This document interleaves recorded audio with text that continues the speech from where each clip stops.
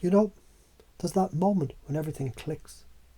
The rhythm of conversation aligns like tides to the moon. And you feel as though you've known someone for years. Even if only it's been seconds. That's rapport, unspoken, subliminal, powerful. And what if right now, as you're listening to these words, you're already beginning to feel the subtle sense of connection forming? Because I'm speaking your language in your rhythm, with your intent in mind. Not by accident, but by design.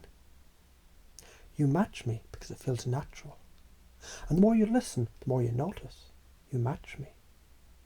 And in that match, a window opens to trust, to influence, to change. But what happens when the rhythm is interrupted? A pause, a deviation, a sudden shift in tone or tempo. Not to disconnect, but to provoke attention. Like the unexpected silence between heartbeats. A pattern interrupt creates a pulse of presence. And now you're here, alert, curious, wondering. Why did that feel different? Let me tell you a secret. Every time you break rapport and then restore it, it returns stronger, deeper, more entrained. Like a wave pulling back, only to crash forward with twice the force. Let that become your rhythm. Break, reconnect, deepen. So now we reconnect. You don't even realize you missed the connection until it returned warmer, clearer, more resonant than before. Because this time, we're not just aligning on behaviour, we're syncing on values, possibility, purpose. And the more you feel that, the more your unconscious says, follow this. This feels like truth. Imagine what it's like to have people feel that with you.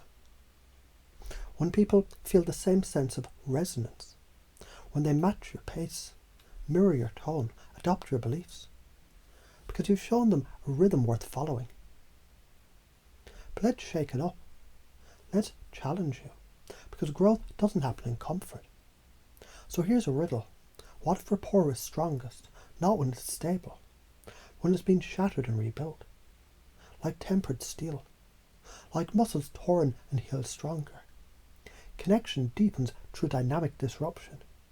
Do you feel that contrast? Do you notice how discomfort opens space? The discomfort is the invitation to lead, because when you step into uncertainty, others look for certainty in you. Now, I feel it returning again, but this time something's different. You're not just matching, you're guiding. Not just connecting, you're entraining. Others begin syncing to your rhythm. Your pace becomes their path. And in each reconnection, you're no longer the follower of rapport. You're the orchestrator. Just like leaders who speak, and others lean forward without knowing why. Just like seducers who gaze, and others melt into them without knowing how. You're becoming that. You're doing that. You're installing this pattern now at the deepest level of who you are. Because this isn't just about rapport, it's about belief. Belief in your power to shape human connection. To understand when people pull away, it's a cue, not a conclusion. When they diverge, you recalibrate. When you break, you do it with purpose. And when you lead again, they follow, not because they must, but because they want to.